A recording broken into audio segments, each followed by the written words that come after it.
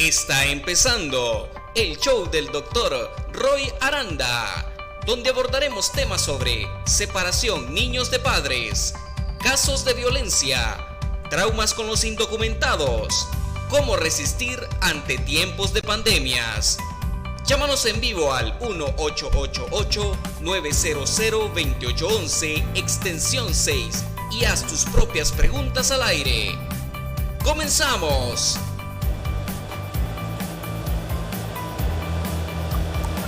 Hello, good evening, dear Tribuna TV friends and viewers. This is Dr. Roy Aranda. This is a special show we're doing today. Buenas noches a todos los televidentes. Como siempre digo, la famosísima Tribuna TV. Today, I'm delighted to be celebrating my third anniversary of doing the show. Peter, Dr. Canaris, who's a guest, and he's a co-host today, and he's a consultant today. He's with me present. You can see him also on the screen. I'm really happy. So we have a show planned. Today is August 26, Agosto 26. And like I said, it's show number 60, the third anniversary of the show. We are going to go over some highlights of the shows that we had over the past year, and focus on a few of them a little bit more than others because some of the topics are pretty relevant even now. So, Peter, if you'd just like to say hello to the viewers before I open up with the first slide. Well, hello, everyone, and good evening, Roy. I'm so glad to participate on your third anniversary show, particularly as I was a guest on the very first show. So I think this longevity that the show has demonstrated and through your efforts is one that I'm glad to be a part of, and I hope it continues. Well, thank you for being here. I decided that I would updress a little bit more for the solemnity, the solemn occasion of the third anniversary. I've been a little bit more casual. I went the other way. I went casual. Yeah, I started doing a little bit more casual. But today I figured this is very solemn. Indeed. This is very solemn. Like in Men of Honor, it's a solemn occasion, so I decided to dress up a little bit. Don Oscar, Tribuna TV's website, Vimeo, and social media, so it'll be easily accessible tomorrow. If anybody or the viewers are interested in taking photos of some of the slides that we're using today, or screenshots tomorrow when you have access to the video recording, please feel free to do so. I encourage all of you to make full use of the show. Oscar, por favor, ¿me puedes poner el primer slide?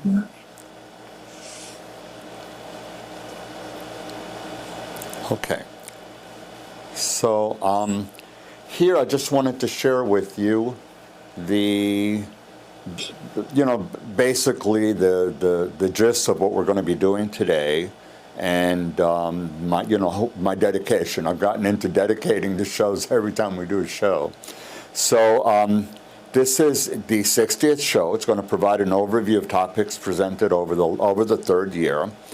And with Dr. Peter Canaris, we're going to go over some highlights with an eye to stimulate viewers to take a closer look at topics of interest, watch recorded shows. These are all accessible on Tribuna TV, also on YouTube. So if anything piques your interest, you want to re-review something you've seen, or you haven't seen it and it catches your interest, please feel free. You go to the website and all of the shows are recorded there, and you have access to them. The goal of this show, as it developed over 3 years, always has been to provide an educational format that serves to empower viewers. I've always wanted to provide an educational tool for the viewers, something that would empower them, something that would provide a voice for people who at times are voiceless, or they don't really know who to contact or what resources they have available or what rights they have. And as a result of that, Many times the solution is, I don't know what to do, so I don't do anything. So I really wanted to be a voice of empowerment. Make sure that you have somebody behind you as your voice who will speak up for you through the shows and provide you with the tools, with the necessary tools that you need to be formidable, to go out there, to be assertive, and to speak up for yourself and get things done when you need to. So the show also, there's always been an emphasis, although many of the topics that we've covered have pertained to typical human drama. We've had shows that have focused on, depression and anxiety and catastrophes, and of course COVID-19 that's been with us now for over a year and a half. Of course, these kinds of things, and domestic violence, loss of work, loss of benefits, unemployment, worries about our health, worries about our future, what's going to become of us.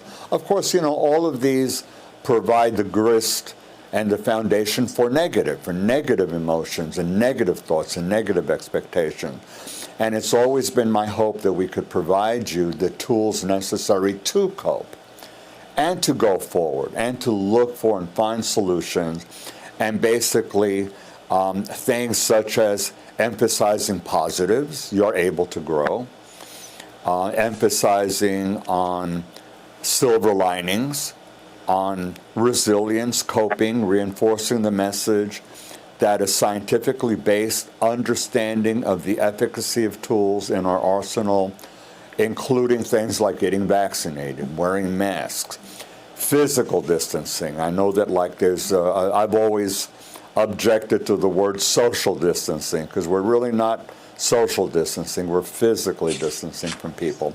And sanitizing surfaces, these are tools that are available to us to beat the beast, to beat this COVID-19. And it's something that we can do if we're consistent in applying and using these kinds of tools that are available to us. It's also especially significant now that the FDA, the Food and Drugs Administration, has fully approved the Pfizer vaccine. Moderna's around the corner, and I hear that Johnson & Johnson will be up next as well. Yes. We also have booster vaccines around the corner. The time frame has been speeded up to 6 months from the last administration of the vaccine. And also a third vaccine, either Moderna or Pfizer, for people who are immunocompromised. It's identical to the first two. It adds additional protection for people, who had cardiac conditions or transplants, and for some reason their health is really, very compromised, and it gives them that added resource that they need to fight infection of COVID-19 were they to become contaminated. So I'm dedicating the show to all my viewers. I'm delighted to have you. I'm delighted that you've tuned in for 3 years, and I hope that you'll tune in additionally. We have a great show coming up on September 9. I'll just give you a heads up on that. My September 9 show is going to be a dedication to the 20th anniversary of 9/11. It's been 20 years. So I'm doing a show on September 9, a Thursday, to commemorate and to honor the people who lost their lives, the people who were victims, and basically a dedication to 9/11, to make sure we don't forget and we keep remembering this. And I do have an invited guest who's been with us before. He's a retired state captain, and he will talk a little bit about his experiences and what he's doing presently. And I also have a female, a woman, who was in the World Trade Center on the first attack in 1993 and 9/11.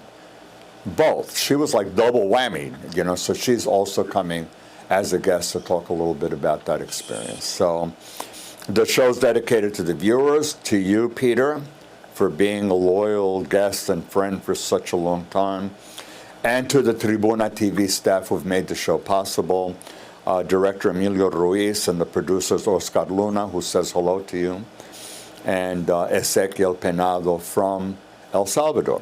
So, si me puede poner la segunda, por favor, I want to show you the photos. The second slide. So, of course, that's me, a slightly younger version of me on the left. And Peter, you're there, looking spiffy as usual. Beneath that, you have Don Emilio Ruiz, the director. Oscar Luna, who's actually with me here. He's my producer here. And Ezequiel Penado and his family in El Salvador. So that said, we're gonna start going through the different shows, and we'll just pause here and there and just talk about some of the highlights of each show. Okay? Puedes sacar a slide. Peter, anything to add to this presentation? No, I'm looking forward to reviewing this period of time that we've spent together and just seeing, reliving again some of the highlights of the shows that were held. So, Oscar, por favor, el número 3, slide number 3. I have the shows labeled by number so that the viewers who might be interested in a particular show, you'll actually see the number. If you go to Tribuna TV and you find that date and that number, you'll be able to have access to the entire show. Show number 44, which occurred on October 15 of 2020, I called it The Empty Chair, and I borrowed that. I give credit to at that point President-elect Joe Biden, because he had won the election, but he was talking about the empty chair, and it occurred to me that we were so bombarded all the time, Peter, by statistics. It's like every day we were looking in the news. These are the number of people who have been contaminated. These are the number of deaths. And like after a while, it's just like you're seeing numbers and numbers and numbers, and it becomes meaningless. And I thought it was so important to try to put a face to the people that we lost. Now, obviously, I can't do it in a show, but by memorializing them, by talking about the empty chair, I think that this was my effort in at least trying to help the viewers realize that, these were real people who meant something to other people in their lives, and this loss of life is important, is significant to them, and that somewhere in people's homes there are empty chairs. Now, I'm going to guess that many of us, if not most, either have an empty chair or know somebody or some family or patients in my case, who have to live with empty chairs. So that was show number 44, and I wanted to... Roy, just to mention, earlier you had talked about how the 9/11 anniversary show is coming up next. And thinking back to that time, how devastating we all were at the loss of approximately 3,000 people. As horrible as that was, to gain a perspective, at this point in the pandemic, we have lost 633,000 people. And it's just the magnitude of that, I think, is overwhelming, which is why, the Empty Chair show was, I think, so helpful in the idea that it put a face on it, as you say. It made it a little more personal rather than this massive number. We still need to memorialize the people. We have children now who we know because of the Delta variant being far more virulent than the original Alpha variant of COVID-19.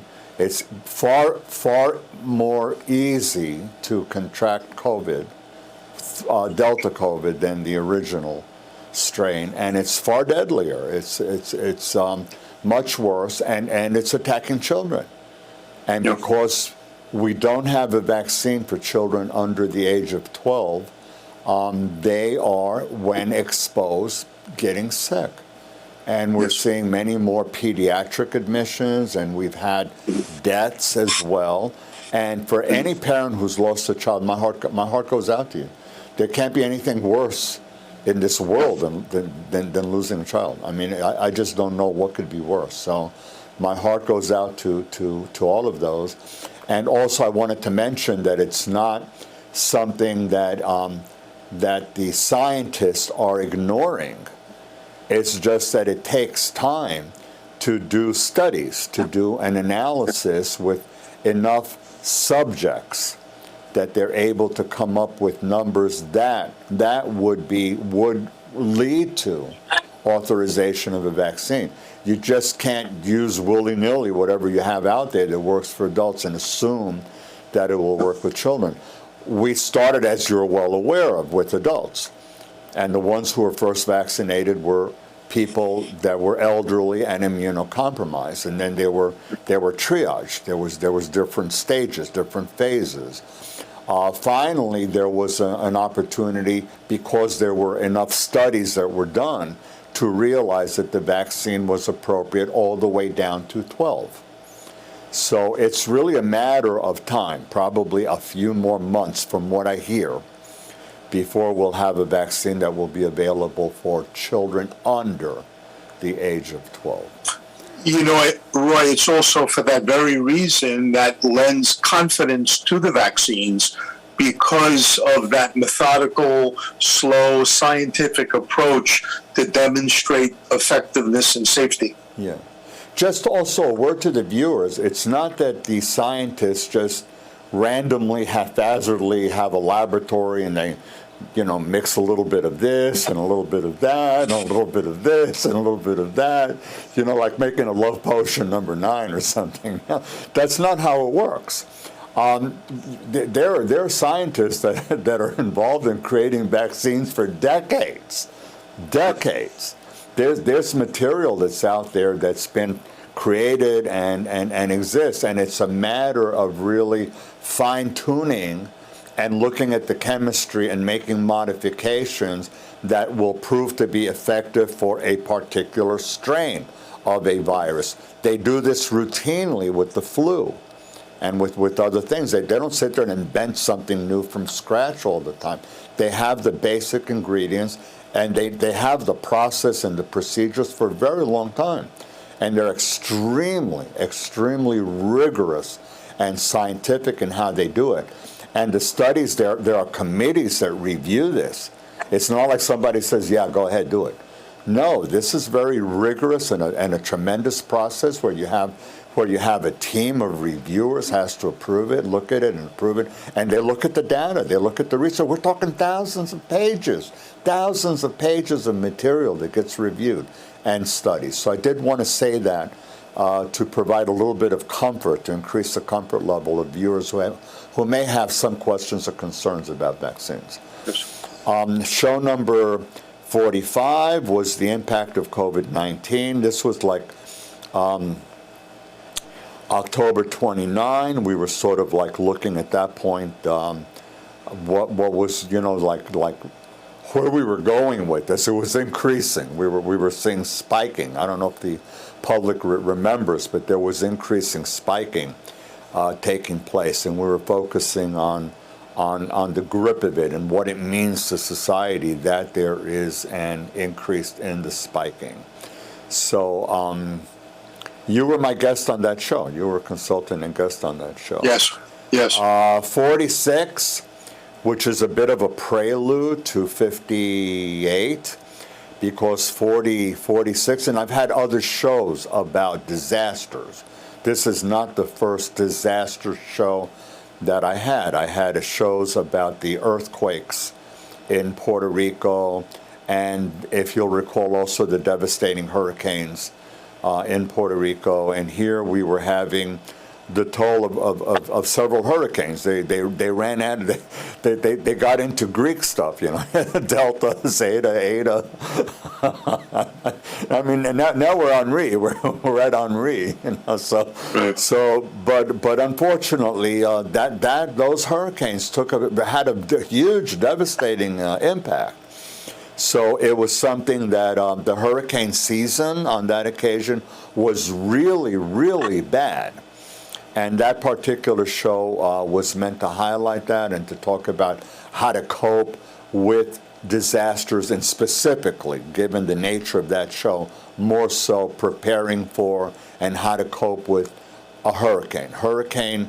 Coping with a hurricane is different than coping with a tornado, because a tornado, you probably don't have much more than a matter of minutes of warning, or a tsunami. You don't know anything, or earthquake. You have no way to prepare for that. The only preparations that you can make are ahead of time, if you know that you're in a particular geographic area that's prone to hurricanes or tornadoes, tornado alley, or you live in an area where there are mudslides. You're in that area. Don't be terribly surprised that, inundations of water. If you're in Long Island, Fire Island, and, you're going to get a major storm, don't be surprised that they will ask you to evacuate. Yeah. So these are some things you can do ahead of time to prepare. Be aware that there are dangers where you live, and either fortify where you live, move if you're not happy where you live, go somewhere else, make proper precautions, certainly during the season. You have to do that. Hurricane, though, you have several days. It takes time. You see the development of the hurricane. There's mapping of the hurricane. You have different maps. Different agencies that give you different predictions. So one can go this way, one a little bit more this way, one a little bit more that way. Nobody's using magic markers anymore, fortunately. So we're using incredible scientific sources. But it does give people an opportunity to keep an eye and to prepare and to brace yourself. If you have pets, what are you going to do with your pets? If you have property, what are you going to do with your property? If you have windows, if you have umbrellas, you have back stuff, you have things that can break. It gives you some preparation. So this is a little bit different, of course, than other kinds of disasters and tragedies. Show number 47. Meet the new member of the family, the mask. This was December 10. And it struck me that it was really important to do that particular show, Peter, because I was picking up that what seemed to me to have been a no-brainer, that people would be wearing masks. And there were mandates to wear masks. I mean, there was mandates. But it seems to me that it hadn't occurred to me that there would be like an opposition to wearing masks. And I know from doing research and reading up on it, that there were some people who were saying they didn't feel that they breathed well, that they had a breathing problem, that they couldn't tell how people were feeling because you couldn't read emotions with the mask. So that's what prompted me really to take a closer look to mask and the psychology behind that, and I realized that there was a culture of opposition to wearing masks and like negative stereotypes. People wearing masks, they're hiding something, they're criminals, they're sick. Why would you wear a mask if you're not sick? So these are the kinds of things that I was picking up and that I wanted to bring out on that show. I don't know if you recall, but that was like 9 months ago, so it was like already December. Yeah. Yeah, well, there was so much adjustment and opposition, but ultimately, I think it came down to the difference between inconvenience versus risk, and risk of severe illness, and making that adjustment and recognizing that you know what, for very important reasons, we can take on that inconvenience. You know, education was always an important thing, and just for the viewers as well, the science behind making masks has really gotten very, very, very, very good now. You have masks that not only are stylish, make you look good, but the masks that are very breathable, you know, so it doesn't interfere with the breathing, and by far are far more effective in blocking particles and minuscule kinds of particles from reaching you. So just keep that in mind, that the science behind that has gotten better. But I also think that this particular show is a bit of a segue into what we're seeing now, which is vaccine hesitancy. Now, I've been aware of the vaccine hesitancy also this year, especially with the vaccine, obviously. Before the vaccine, you were not aware of it. But with the advent of the vaccine, along with it came this hesitancy.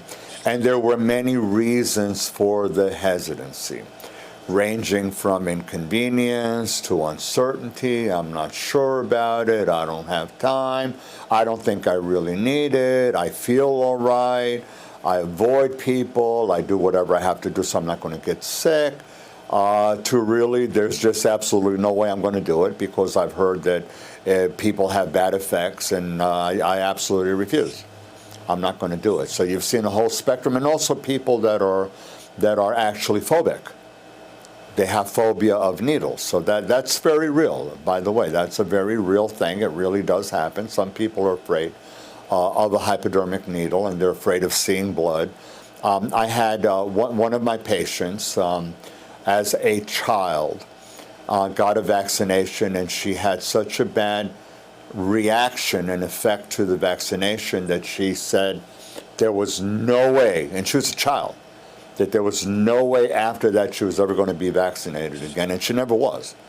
And she never was. And she's like in her late 60s, and she's not vaccinated. But she tells me that she wears masks wherever she goes, and she does everything she can to avoid contact with people. There's a minority of people where their physician may advise them not to get it. I've got a patient who has a history of Guillain-Barré disease, which leads to paralysis and severe illness, and his physician suggested that he not get it. But that type of condition or situation is a rare exception. Where most people, it is a rare exception, and it's also a very rare exception that's related to the vaccine.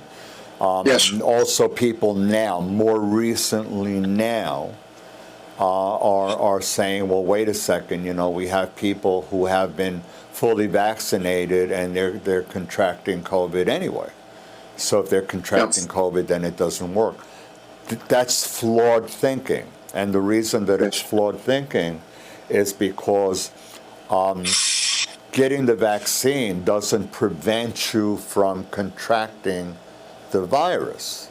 It just prevents you from succumbing to it and from having such a bad reaction to it that you will require hospitalization and possibly face a risk of death. And if you look at the statistics, they pretty much do bear out that we have like 99 point something percent of people currently coming down with Delta are unvaccinated, as opposed to a very minuscule amount. Even the governor of Texas, who was fully vaccinated, did not require hospitalization. Other people are saying, but I see on social media hydroxychloroquine. I see all of these newfangled things. This works, that works, this works, that works. It doesn't. You're not getting any scientific proof that indicates that it works. And also the whole notion as well that in some states that we have this infusion therapy that if you get sick and you go quickly, you get the infusion and it will help you. That's true. That's accurate. But you first have to be sick. You first have to have gotten it to get the infusion. Isn't it just better not to get sick in the first place? I mean, it's nice to know that we have like a method if you do get sick, that it will help you to prevent you from death. But why wait for that? I mean, that part doesn't make any sense. How are we doing with the time? We're doing pretty good. Did you want to take an opportunity, since we're talking about the vaccines now, Peter, to do maybe a little role play? Sure. You want to do it now, or you want to do it later? Whenever. I mean, we're talking about it now. Why don't we do it now? Okay, because we can do it now. So you can be the doctor, and I'll give a number of scenarios. I'll give a number of scenarios of things that I have heard every now and then from my patients. Okay, so I'm going to be a patient who's got a couple of issues about it. But keep in mind that not every patient will present all of these things. I'm just going to give you a couple of scenarios, and then, whatever scenario I give you, you'll deal with it. Okay? So Roy, have you gotten your vaccine yet? So I just wanted to mention to my viewers, this is a teletherapy conversation.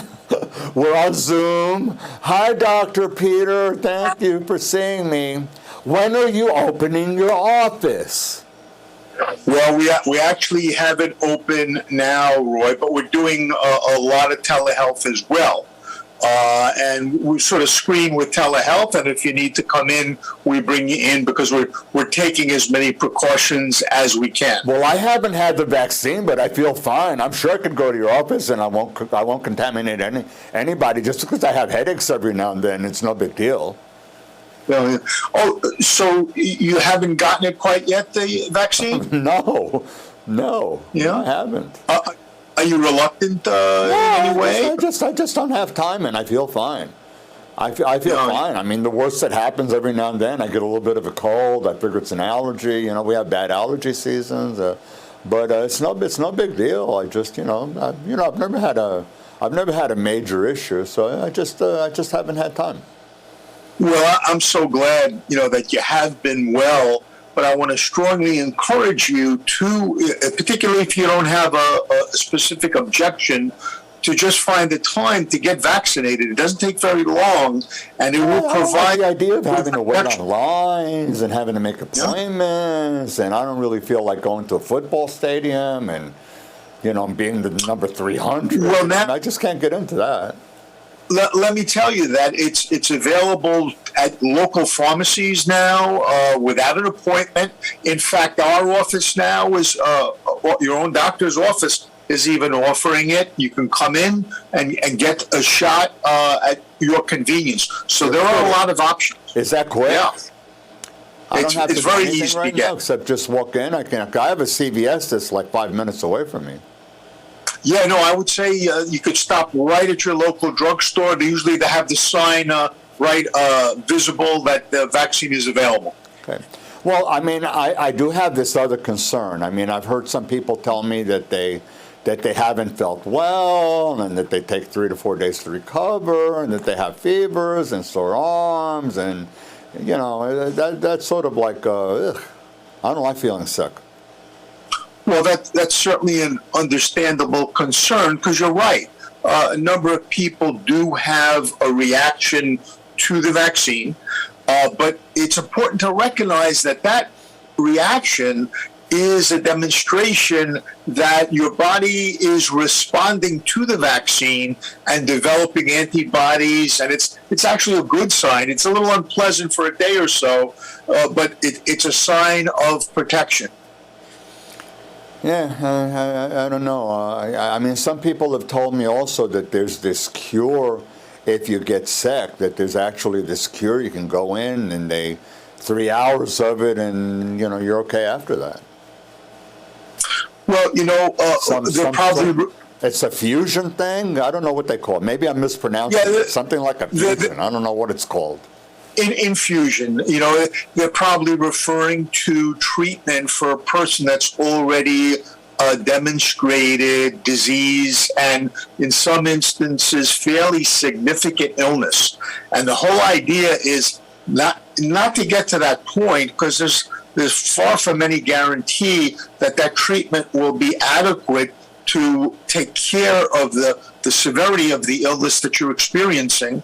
And then also, some people have what's called long COVID or long haul symptoms, where they remain with debilitating illness, not the most severe, but enough that affects life on a daily basis, sometimes for many months. So the idea really, Roy, is not to get to that point. Why not prevent it if we can, and at the same time protect the people that you care about and the people in the community? But I wonder, because I see so many people, I go out, people invite me, here and over there, and, because I'm really not all that thrilled or eager to want to go out. And since the pandemic, financially things have been difficult, so I don't have all that much money to spend. But, sure. I go to stores and I see that, half the people there don't bother wearing masks anyway. So they must know something that I don't know. I mean, if they're not wearing masks, and obviously they seem to know something that I don't know, and it must mean that everything's okay. And everywhere I listen in the news, we're reopening, we're coming out of this. Things are getting better. So there's been I think putting too much of a BS spin on this. I think it's very tough to sort of keep up with all the changes, because the situation gets better and worse, and the guidance will change depending on how virulent and how common the disease is. But I think what you're seeing really is that it's tough for people, to make these kinds of changes and adjustments. And some people will do it more readily, and others are more reluctant. But I wouldn't base it on that. In terms of what's the crowd doing. I would look at it personally to say, how can I best protect myself, my family, my loved ones, and maybe taking these measures really, it's a little inconvenient. It's much better to be safe and to have that layer of protection. Okay. Just for the viewers, I'm coming out of the role play for a second, but I'm going to give you the scenario that I get with a very small percentage of my patients, and it's difficult. But let's go into it, because it's out there. So I'm back in role play now. I have sources that have told me that the vaccine is just like worse than the virus. I mean, I've got these sources, and that it's just dangerous, and credible sources, and there's just no way. There's absolutely, I'm not going to get it. I don't want to get a vaccine. That's it. If God takes me, so be it. I'm not going to live my life that way and risk dying from a vaccine. I mean, I feel okay. I am just not going to get a vaccine. Period. Well, Roy, it's really within your right to make that kind of decision. I don't know what sources you have, in the scientific. Well, in the medical community, in the scientific community, we really have. There's a lot of lies. There's a lot of lies that you're getting from the medical community. I think that they're really propagating a lot of lies. So it's just something I'm just not going to do. Well, I encourage you then, at the very least, to take some precautions and to mask up and to keep physical distance where you can, because I assure you it's not a hoax, or it's not a false thing. There is a danger to this virus, and if you're committed not to get that vaccine, take other precautions as best you can, as we were taking precautions before the vaccine was developed. So I encourage you at least to take that point of view. Well, Dr. Peter, what you're saying does make sense, and I'll tell you why. Because, I mean, if the vaccine's going to kill you, there's people that are out there getting the vaccine, they're going to drop dead from the vaccine anyway. But there's also people who are going to be dying from becoming sick from COVID. So the idea of a mask, I don't think that's that big a deal, okay? I mean, vaccine, no way. But I know that the mask will not kill me.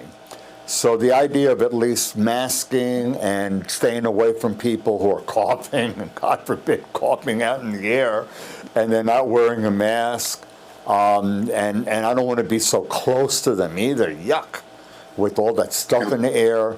That sort of makes sense, you know, and I do I do carry sanitizer with me.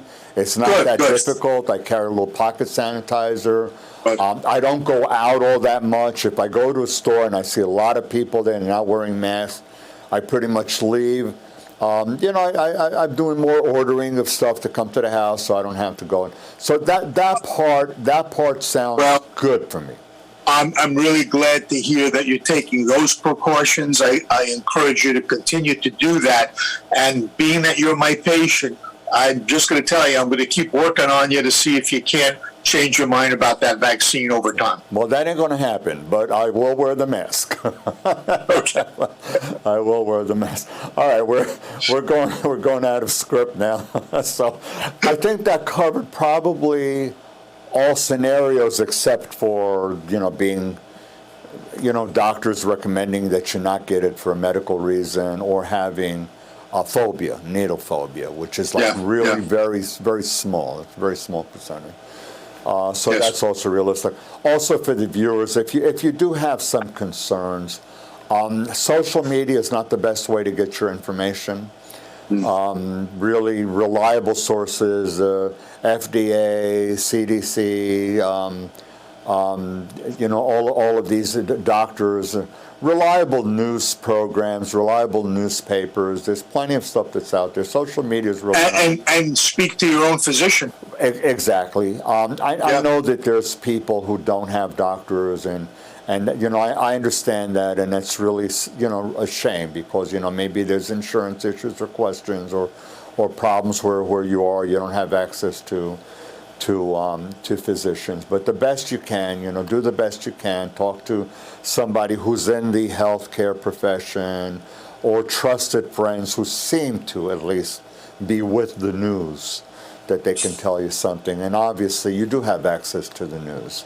So reliable news. And if you're hearing pieces of information that sound different, check it out. Don't assume necessarily that this is correct and you're getting something else. Check it out. Go for a third source. Go for a fourth source. Go for a fifth source.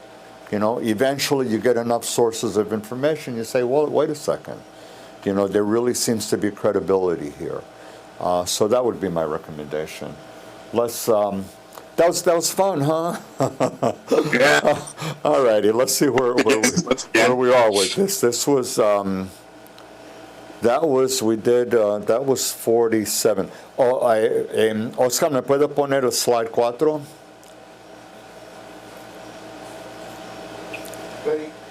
So slide 4, we had coping with the blues during the holiday season. This is something that we experience this as psychologists every holiday season. I mean, it's not pre and post pandemic. It's something that some people get the blues for many reasons. There's been a death in the family. They had to relocate.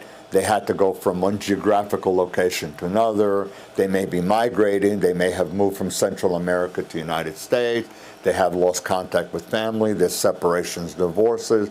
There's many reasons why you might financial devastation. You can't get what you want. Physical illness. You're not well. So there's a whole host of reasons why some people have the holiday blues. But 2019 was the first Christmas holiday season that people really blew because of the pandemic. You weren't able to go out and hang out and really have, families getting together. And guess what? 2020, we had a replay of it. So it was made really more significant and more remarkable by the fact of the pandemic. And Peter, you and I and Tony Puente, who was a former president of the American Psychological Association, we talked about this. We talked about things that people can do despite distances. Yes. What can you do to celebrate anyway? You don't have to I can't do anything. There's things you can do, and we focused on that. I encourage viewers who are interested to tune in on that particular show, because a lot of the things that we talked about on that show apply now. There's still ways of getting together with people that if you can't physically get together with them, there's still things that you can do. Show 49, welcoming the new year. You and I did that, and we were sort of like wondering, where are we going with this? There was the promise of a vaccine. And I seem to recall, wow, we're getting this controlled. Here we are, August, and I'm hearing that things are definitely not under control. And I'm sitting there wondering, I get the feeling that we're stuck with this pandemic for a while. It's not going to leave, this fall. It's not going to leave by winter. It's probably not going to leave by next spring. I think we're stuck with this, for better or for worse. So it might as well be for better because of the things that we can do. I think it's interesting over the course of this year and a half, and at that point also entering that new year, we've reached different points where, there was the initial low, and then sort of the high, I guess, of last summer. And then sort of going into the fall and winter again, a new low. And then the vaccine was going to be the panacea that was going to change everything. And I think while it's helped a great deal, because of the hesitancy and the reluctance, we are finding, I think, our way that we're going to have to accept. We're going to live with this thing probably for a long time. And now, instead of the highs and lows, we're going to have to level it out to find a new way of living with this in the background. We've had many shows that we focus on that life doesn't have to be bad necessarily because of it. It's your attitude. It's what you do with it. You have a problem. I've given many times the analogy of I cannot control the rain. Lord knows I can't control the thunder and lightning on Thursdays when I do the show, but I'm able to control carrying an umbrella. Okay. We have tools. The umbrella, we have umbrellas. We have many umbrellas, and I'm going to use umbrellas as a symbol that we do have tools. And we're going to focus a little bit. But Roy, what happens if you're so angry that it's raining again that you refuse to open up that umbrella because you're just so angry that it's raining and you can't stand it? What happens to you then? You put off the show, or you do it on Zoom. You get wet. You do the show on Zoom. You get very wet. Use the umbrella. I believe that where there's life, there always are solutions. May not be something that you want or that you're looking forward to. It may not be the best. It may not be something that you're really looking forward to, but there always are solutions, and you just really have to do some brainstorming and come up with problem solving and pick out the best thing that you can. And rely on other people too. If you're alone and you're isolated, that's one thing. If not, you use whatever resources you have available to you. Oscar, otra vez, ese mismo slide. So that was 49. Number 50 was recognizing and managing stress in a public health emergency. And this was with my guest, Dr. James Halpern, who specializes in trauma. That's his area of expertise. And also, we not only picked it up in this particular show, but we picked it up on several other shows. And in fact, a few slides towards the end of this show, we're going to focus on typical symptoms that people experience and some of the coping strategies and things that we can do to find a silver lining. I wanted to end with that because that I really believe is something that we can do. I believe it's available to us, and it's something you just have to put some positive energy and positive effort and belief, a little bit of faith, an act of faith that you're able to do that. Me puede poner también el slide número 5. Okay. Yeah. Okay. Show 51. Oh, this was a fun show. Caught in the web. This was dealing with harmful online behavior, and we had a real demonstration because when we first recorded it, we were blown off the air due to a major problem with the media production of it. There was a tremendous time with FaceTime. I think ¿qué era, Oscar? FaceTime and YouTube, ¿o qué era el problema con? No, era que se habían caído las plataformas de Facebook. Facebook, Instagram, Facebook platforms were a major disruption. So even though we did the whole show, only half of it was viable. So we ended up having to redo it. And if you recall at the very beginning, I mentioned how it was like ironic that we were victimized ourselves by it. We were recording. But I did want to mention that this particular show, and I encourage our viewers to really to focus on it because, especially with the pandemic, it's always been a problem pre-pandemic, but especially with the pandemic, there's a way in which reliance on our technology, internet, text, email, social media has made us vulnerable to scams and falling prey to victimization. And I just wanted to share that today, I heard in the news here in Nassau and Suffolk, Long Island, that there were arrests made precisely because of these scams, Peter. You probably heard it in the news too.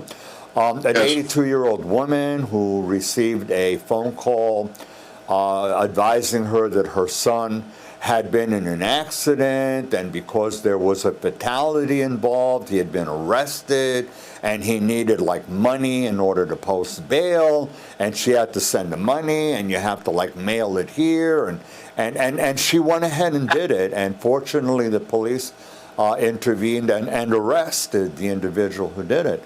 But there are a lot of these scams, and they get creative. It's not always that the IRS is calling you. That's like a pretty old scam by now.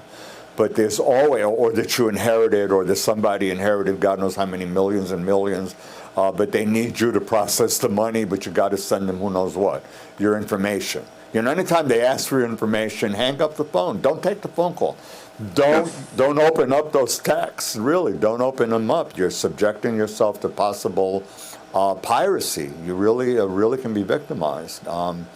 People telling you that you won something, but that the way for them to get the material to you, there's some processing fees. You have to send the processing fees here. Once they receive the processing fees, they'll be able to release the check or cut the check.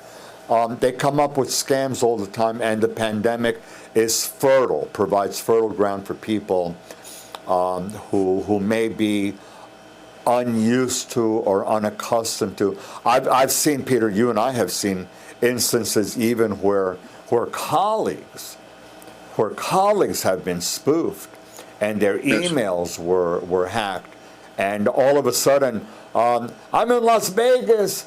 I lost my credit cards. Can you send? I have no way to make a payment. Can you send me money? We see this every now and then also, and these are hacked emails. Peter, this sort of reminds me a little bit in terms of a virtual scam method of children who are cautioned by their parents all the time. Don't speak to strangers. Don't talk to strangers. Children who are approached by someone in a vehicle saying, "Hey, I have some candy for you. You want something? Come over here." Or they tell the child, "Hey, your mom was in an accident, and the police sent me to look for you, to take you there." And it's risks. Some of these children, they fall for it. So it's a parallel, okay? It's a parallel. It's people who unfortunately can be victimized. Relatedly, also as well, the effect on people and relationships in terms of sexuality and how they are often enticed to become kind of go down the rabbit hole on the internet in terms of being contacted or lured sexually, and that has a real destructive effect on relationships, where some folks get so involved with that they get lost, and creating a real relationship problem. Or more simply, Roy, that aspect can be cyber infidelity, and a specialty of mine. But even more simply, something I'm calling I-fidelity, and that's the great fidelity that we have with the smartphone. And getting so involved that we no longer pay attention to the people in our lives, in our relationships. And that then causes stress that leads to arguments, that leads to problems. So it's the whole involvement with electronics is something that we have to approach with great awareness and great caution. And I think that show in particular, if folks could look that one up. We cover so much ground on that. That's very relevant. It's very risky. It's dangerous. It's a dangerous technological world. There's good and there's ugly, Yes. Oscar, por favor, me pone otra vez ese mismo slide. We're going to speed up a little bit here because there's a couple of slides that I really want to focus on a little bit more. 52 was When Love Hurts, Domestic Violence. My guests were Dr. Robert Lynch and attorney Jorge Rosario. We focused on domestic violence. Domestic violence has been an issue way pre-pandemic. And unfortunately, it got worse with the pandemic because people were forced to live with the abuser. They were afraid to come out. I mean, where are they going to go? So the pandemic made matters worse, and people were also afraid to report it, because how am I going to report it if I'm living with you and we're in a pandemic and I'm not going to go out, and then you find out that I said something bad about you? So that's a good show also to watch for women. It's not just women. There's men who are victims. And if you want to find out how to deal with the victimization, also Jorge Rosario, an attorney, focused on some of the legal ramifications. The law is behind you and provides legal rights for you, and we covered that a little bit in the show. Older adults, show 53. This, to an extent, we were just talking about with Caught in the Web.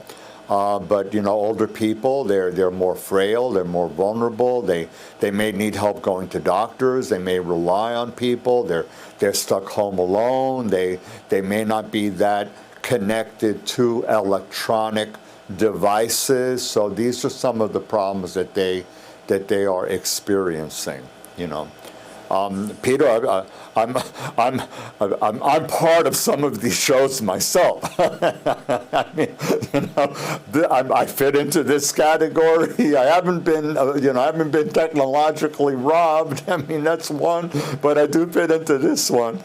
Por favor, Oscar, el número, slide 6. Okay.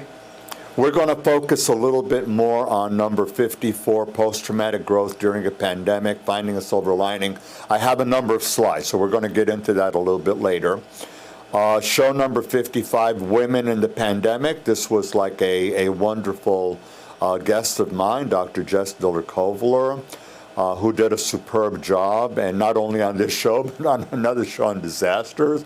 And we're talking, women have been subjected to stereotypes and all sorts of problems way before the pandemic. And the pandemic made, in many cases, things worse. So again, if this is a show that's really, I think, a bit of an eye-opener and very supportive of women. One really meant to empower women. What are the kinds of things that women can do and what's out there? And really, you're beautiful. You're beautiful. You're strong, and it's something that I do encourage all my women and young ladies and teenagers who are females. Please watch, and males too, because you need to be sensitive. You need to be aware of what's going on. Okay, that was show number 55. Show 56, the impact of COVID-19 on people with disabilities. I had a great guest, Dr. Sharon McLennan-Weir. And that's another one that I fit into. So I have mobility issues. I don't walk well. I have problems with my back, my right knee, my right hip. So that's certainly something, and I did want to share with you again. Please watch it. The reason being that we have about 61 million people in the United States who have a defined disability. That's a lot. 61 million people. That's a lot of people. That's a lot of people. And guess what, viewers? The older you get, it's going to reach a point in time that you're going to reach show number 54. You'll reach which show? The one with the older people, okay, and you're going to reach the one with the women. So you're going to reach show number 53 by default, and chances are you're going to join show number 56 as well. So please, you have to be sensitive. Many of you have parents with needs or with disabilities, or you yourselves or your loved ones, children. So keep that in mind. Watch the show. Por favor, el next slide, el 7. 7. I've had a number of shows, 57, that dealt with immigration. It's been a repeated topic. Here I had a guest attorney, Adam Tavares. You served as a host on that show, Peter, and I had you served as a consultant and an attorney on that show. We were talking about immigration 2021. What are some of the things happening right now as a result of the change in presidency and also the impact of pandemic and some recent changes in the law? So if you're interested, that's the show to watch. And that gets us to show number 58, coping with increasing natural disasters. Again, I had Dr. Jess Diller-Kovler on this show, and it also goes back to the one about the hurricanes that I had mentioned. But here it was a lot more extensive. We talked about wildfires. We talked about the collapsing building in Florida, largely to an extent brought on by problems with the weather. Some of the disasters that we have can be labeled as natural disasters, hurricanes, tornadoes, and some are human-made disasters, like an airplane crash or a train crash. Those are human-made disasters, and others are hybrids. You have somebody setting a fire, human, somebody sets the fire, and as a result of the fire, you have this forest fire that now consumes trees and sends toxic chemicals all over, and that's what I mean by a hybrid. A human had some role in it, and then nature takes over. So that's very important for you to consider, and ironically as well, which is why I wanted to emphasize it, we had the Hurricane Henri just this past weekend. And there were some comparisons that were being made that this was like, Sandy. Fortunately, it wasn't. But many of my patients were scared. They were worried. There was power outages. So it's still something that affected us and hit us. Show number 59, When Normal is Considered Illness, the Story of Being Gay. This was with my guest, Dr. Charles Silverstein, focusing on the many difficulties and inequalities LGBT people contend with daily. So I wanted just to go with the final slides. Okay, Peter? ¿Me puede poner el 8? Yes. Vamos a hacer esto bastante rápido. Yeah. Just briefly, el 8.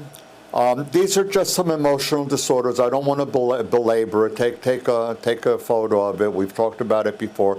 These are some typical emotional reactions and disorders that people have well, to the pandemic, to other things, to loss of loved ones, loss of employment, health problems. These are some typical kinds of disorders that people experience, or if you're in harm's way because of a disaster. These are some of the things that you may likely experience. Por favor, el 9. Some of the typical symptoms, 9, experienced by adults. Again, I'm not going to belabor it. Physical symptom, intrusive thoughts, nightmares, impaired sleep, impaired appetite, depression, children, separation anxiety, fear of sleeping alone, behavior changes, mood changes, enuresis. I did add the Katrina brain, memory loss, and cognitive impairment.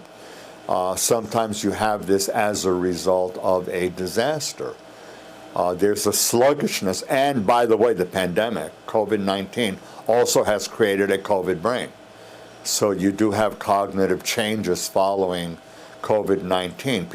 It's not just loss of olfaction and changes in taste, but just slowness, memory changes. Roy, one thing I would add to the list would be difficulties, changes in sexual functioning, and relationship dysfunctions that often will be another manifestation related to all of this. Por favor, el 10. We've talked about this also, so I'm just going to go over it very briefly. Psychology provides many tools. Post-traumatic growth, when you survive a trauma, you become stronger, you develop resilience, you're learning how the present affects you, you're learning how you can focus on the future, you're not driven by the past, and you withstand hardship and bouncing back. Okay, so these are some of it's like a cycle, but some of the things that are there and the psychology can provide for positive growth. El 11, por favor, Oscar. Okay. Things to do for coping. We focused on this. First up, it's normal to grieve. You don't have to be shy or embarrassed about it. If you want to cry, cry. You lose something, it's okay. It's okay to grieve. Talk about it. Share it. Don't sit on top of it. Be honest about it. Don't engage in deception. Support system, what's available to you. Watch what you eat. Watch your diet. Watch your sleeping. Watch your exercising. Establish routines. Get back to things. Look for things that you used to do that were pleasurable. Look for things that you can do now. What's available for you now. Spirituality. Many people find faith and they find that this helps them. If not, meditation or other kinds of things that can help you see more positively towards the future. Seek professional help when necessary. Por favor, el 12. Listo. Steps to consider. You have to face the problem. You have a problem, accept it. Don't shy away. Don't hide from it. Seek help and support if necessary from either loved ones or peers or friends, and know when to seek professional help if necessary. Look for what do you want to do? What do you want out of your life? What's your purpose? What are your strengths? What are the weaknesses? How can you develop or improve those weaknesses, focusing on your strengths? What new opportunities might be there? Set goals, short and long term. If you have children, keep their age in mind, their needs in mind. Consider that children are not little adults. They have different ages and different needs. If you have family and friends you haven't seen, be clear about what your expectations are, what theirs are, what's realistic and what isn't. It's a process. Finally, number 13 or 13. Okay. Ready? The journey to find your silver lining, again, it's a gradual process. It's not going to happen overnight, but it's something that can happen. It's positive. You have to assess how life has changed, what choices were made, and what choices need to be made in the future. Prepare a checklist. Write things down. what worked, what didn't work, what's unhealthy about the things you do, what's healthy about the things that you do, what supports do you have, what sort of negative things go through your head, can you replace them with more positive things? Brace yourself for negatives. They're going to come. You're better off bracing yourself and planning for it and getting past it. This will develop post-traumatic growth and resilience. Do you owe any apologies to people? Get it off your chest while you can. Become a forgiving person, you know. Not everything needs to be, you know, like a grudge for the rest of your life. How do you want to exit? You know, what sort of things are important to you? Forgive yourself too. Sometimes maybe you did some stuff and like you're very upset about it and you're PO'd at yourself, and no, you have to forgive yourself. Go forward. Compassion and caring for others. So puede sacar a slide. We have a few minutes left. Any comments on that before we go to the resources? I covered a lot, but we've gone through it on shows before. But yes, yeah, I think a very thorough list, Roy. A couple of things I would also emphasize would be the use of nature and the salutary effect that being in nature can have mindfully, just being present and paying attention to natural environments wherever you find them, whether it's the backyard or a walk through the neighborhood or a park or the beach. It's an asset. Reaching out to friends, knowing what friends can be there for you, and even a telephone call just to connect. Using music, listening to music that you've enjoyed in the past. Great. I have Being been able to doing connect music, and I cannot begin to tell you. I've had memories of like when I was in England, you know, listening to Oliver's song "Good Morning Starshine," and I could map out different phases of my life with different music and songs that I listened to, and what was important and significant to me then. And I do want to share that I believe that you can somehow fold the past into your present when you have these recollections, because now all of a sudden they're recollections in your present, so it becomes part of your present. Of course, be wary about sometimes the possible risk that you'll have negative memories and negative emotion.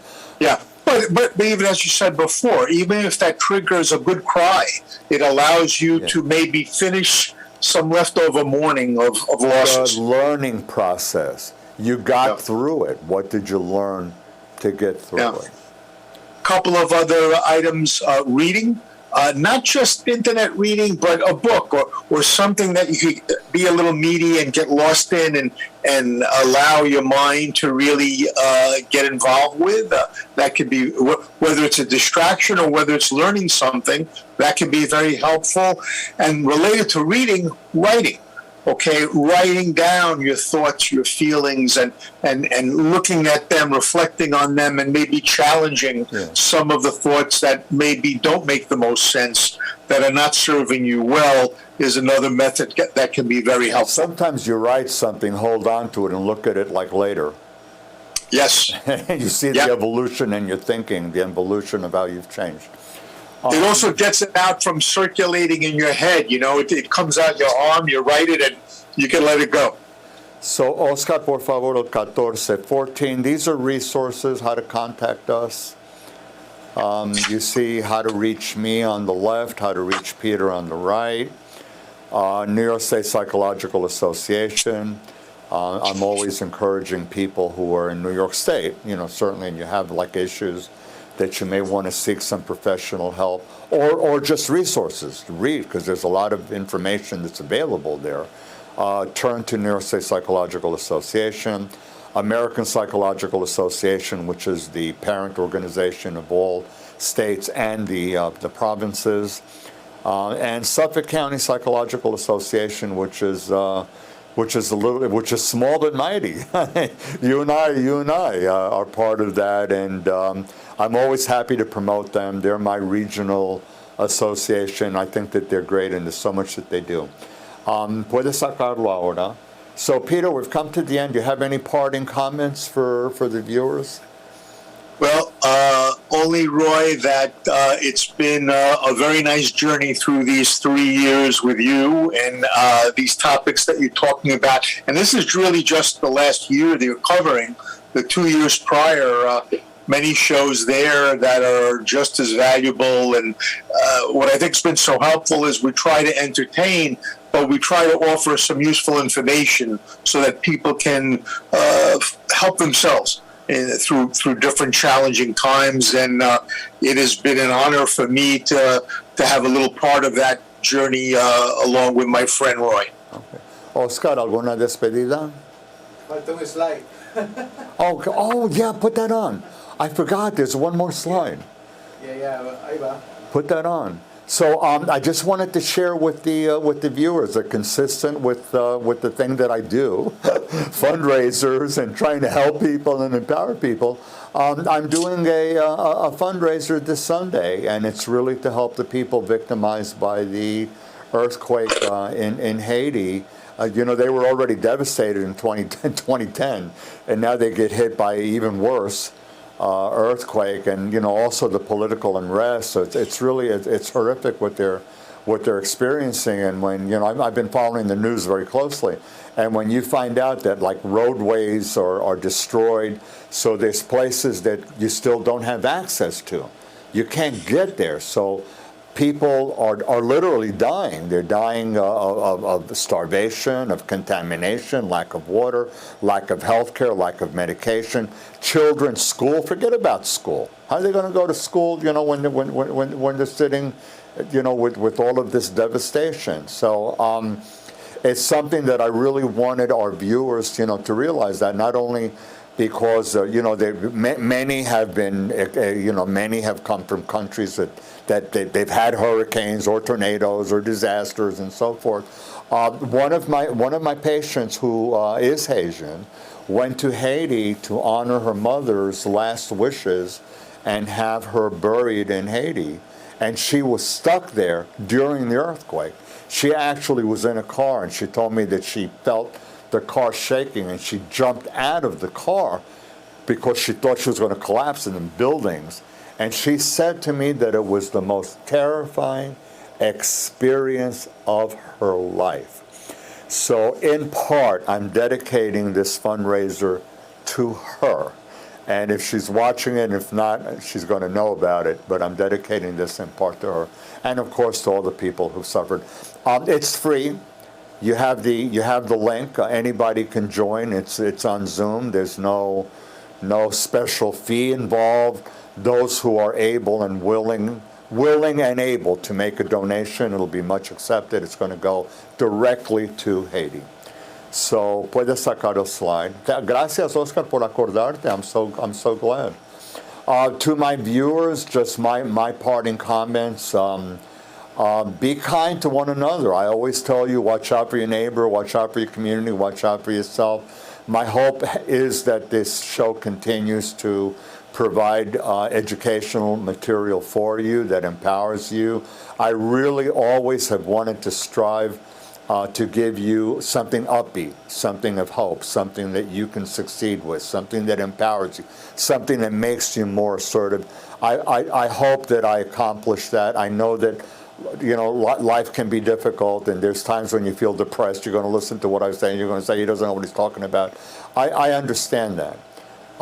But there's always something. At least I believe that there's always something that can be done, and it's that I want to share with you. That my hope for you, my heart, goes out to all of you. I feel like you're part of my family. You become part of my family over 3 years. So I really hope that you've enjoyed the show. I hope you join us on September 9th to do the commemoration for 9/11. And that said, Oscar, muchas gracias. Oscar's been very patient today because I've gone way over the amount of time. way over the amount of time. Peter, thank you so much. I dedicated the show to you, to Oscar, to Emilio, and to Ezekiel, and to all my viewers.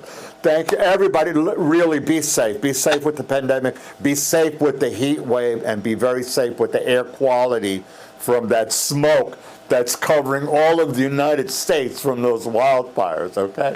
We're not out of the woods, but life goes on. It can be beautiful. And I believe that, Peter. I do believe that. Okay? So, buenas noches a todos los televidentes. Good night, everybody. Okay. Good night.